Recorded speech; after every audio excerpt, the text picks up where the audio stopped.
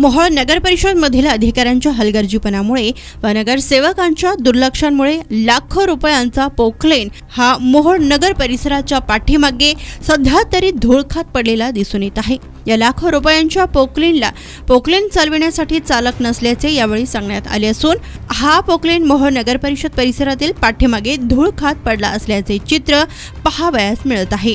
Cameraman Sadiq Shaikh सह Yasin Attar, Lokpradhan news Mohol. लक्ष देत आपण मोहोळ नगर परिषद मधील पाठीमागे जागेत असून हा आपण पाहू शकता हा पोकलेन मोहोळ नगर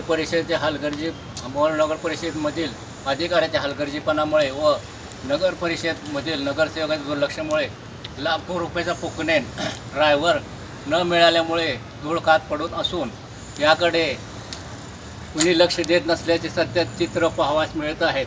आपण पाठीमागे पाहू शकता हा पोकलेन कसा धूळ खात पडत असल्याचे चित्र आपण पाहत आहोत।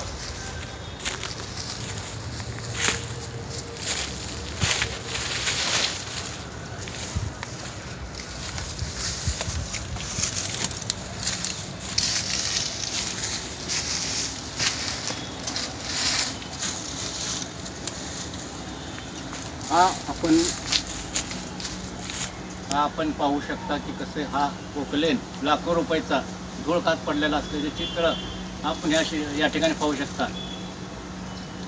कॅमेरामॅन सादिक शेखसह यासीन अतार, लोकप्रधान न्यूज मोहोळ।